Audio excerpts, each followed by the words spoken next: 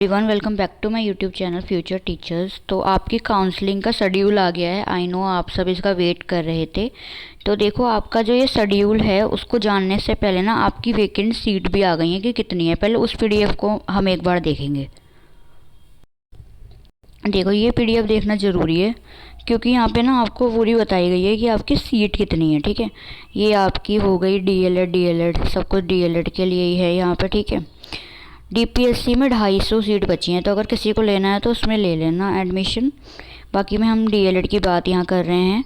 तो प्राइवेट और गवर्नमेंट सारे मिला के इन्होंने यहाँ सीट दी हैं। ठीक है, तो देखो यहाँ पे साफ दिख रहा है कि जनरल की यहाँ पे इन्होंने एक भी सीट नहीं है, 0 0 0। ठीक है, अब मैं कहाँ देख रही हूँ एक बार शो भी कर देती हूँ आपको। ये रहा, ठीक है, ये वाला, इस लाइन को देखना। तो इसमें 0 0 जनरल की कोई सीट नहीं है। पीडब्ल्यूडी की सीट्स हैं कुछ, और वो हैं यहाँ पे 17, और 2 सीट हैं बस इनकी। ठीक है, ओके। फिर यहाँ पे ये कुछ सीट्स दी हुई हैं, और ये रहा ओबीसी की सीट्स। टोटल सीट देख लेते हैं एक बार, 2 सीट हैं बस। और एससी की देख लेते हैं एक बार, 4 सीट हैं। और एसटी की सीट हैं 53। और यहाँ पे हमारा ये हो गई टोटल सीट्स हैं 99। देखो, पहले तो ज़्यादा सीट नहीं होती थी, लेकिन इस बार बहुत कम सीट है।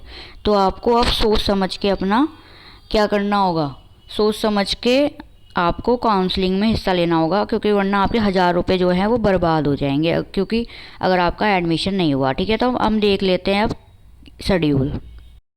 So this is your schedule. तो देखो इसमें क्या है, शेड्यूल देखो इसमें क्या है कि अगर आपको क्या करना होगा, 11 तारीख मतलब आज से आपका 11 जुलाई से शुरू हो गया है काउंसलिंग प्रोसेस।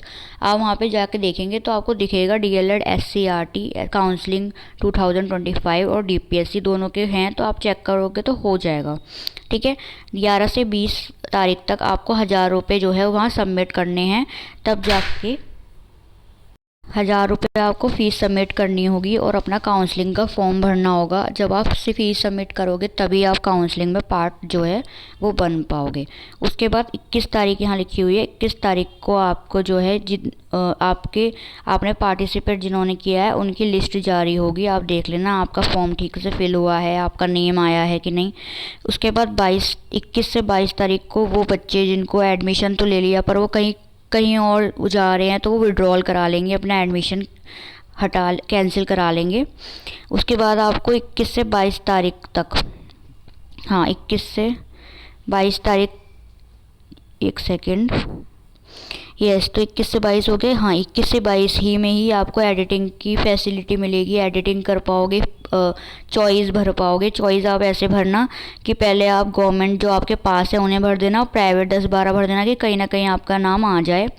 24 तारीख को फिर आपकी लिस्ट आएगी, 4th लिस्ट, मतलब 3 आ चुकी हैं, 4th 5th 6th आपके काउंसलिंग की लिस्ट आएगी। तो 4th लिस्ट आएगी जिसमें उनका नाम होगा बच्चों का, वो 25 से 28 तक अपना वेरिफिकेशन के लिए जाएंगे। 30 तारीख को 5th लिस्ट आएगी। ठीक है, फिर वो बच्चे जाएंगे अपना एडमिशन के लिए। ठीक है, 21 से 4 तारीख तक,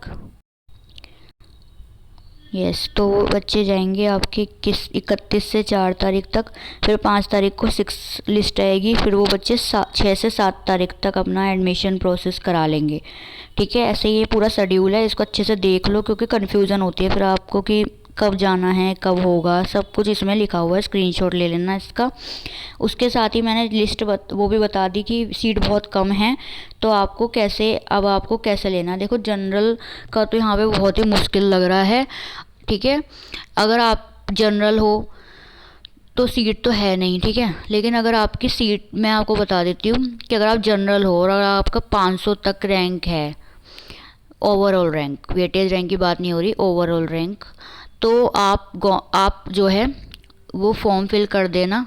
ठीक है, 2000 तक है तो तब भी कर देना।